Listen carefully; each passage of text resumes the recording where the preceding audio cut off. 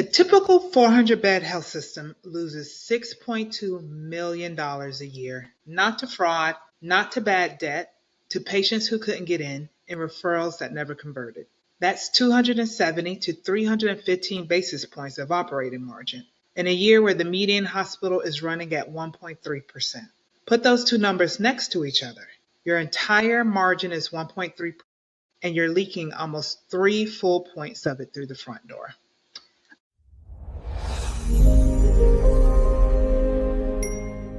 I'm Ebony Langston, the Patient Experience Strategist, and I want to show you exactly where that money goes because it's not where most finance leaders are looking for it. Now, when margin gets tight, the reflex is to go after costs, renegotiate supply contracts, squeeze length of stay, look hard at labor. All reasonable, many worth doing. But the biggest number on that list isn't a cost you can see on the P&L. It's the revenue that never even showed up. A patient who called 3 times, sat in the queue, and then finally booked somewhere else. A referral your specialist never followed up on. A no-show nobody called out about. None of that gets a line item. It just quietly lowers the top line, and everybody assumes it's the market. It's not the market, it's access. And access is the first thing a patient uses to decide whether they trust you enough to come back. Let me break that number down, because $6.2 million is easy to wave off until you see the pieces. Now start with referral conversion. High-performing systems convert about 76% of their referrals into completed visits. The bottom performers convert only 41%. Same referrals coming in, roughly half the revenue coming out the other side. Innovaccer put a number on that gap for the bottom performers this year. $2.8 million walking out of the door per system from referral leakage alone. Think about what a leaked referral really is. A physician inside your own network told a patient, go see our specialist. That's the warmest handoff in all of healthcare. The patient already trusts the recommendation, and then they call, and the first available appointment is 6 weeks out. Or the line drops, or nobody ever calls them back to schedule. So they Google a competitor who can see them on Tuesday. You didn't lose that patient on quality. You lost them on a phone tree. And here's what I want to be careful about, because this is where the conversation usually goes wrong. This isn't a story about more schedulers. You can add headcount to a broken process and just make the leak more expensive. The problem isn't effort. Your access teams are working hard.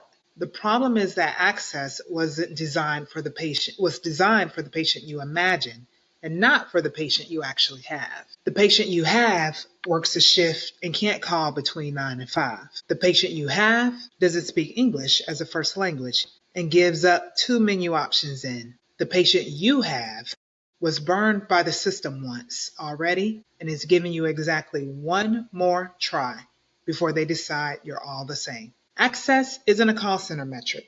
It's the first signal in the trust algorithm. It answers one question the patient is asking before they'll commit to you. Can I actually reach these people on my own terms? Think about how you book everything else in your life. You reserve a flight from your couch at midnight. You move a dinner reservation in 3 taps. You reschedule a delivery without speaking to a single person. Then you try to move a specialist appointment, and you're on hold for 20 minutes during the only lunch break that you get. Your patients live inside that contrast every day.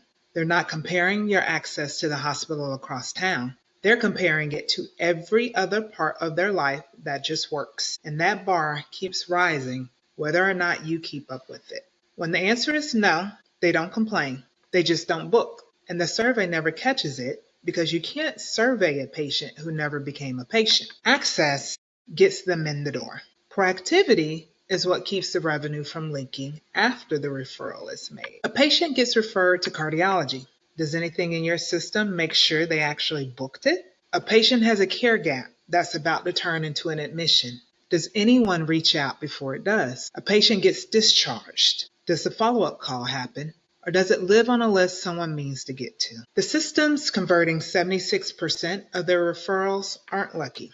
They close the loop. Someone or something reaches out before the patient has to chase. That's proactivity. And it's the difference between a referral that becomes revenue and a referral that becomes a statistic. Every one of those closed loops is also a readmission you prevented, a care gap you closed, a value-based purchasing dollar you protected.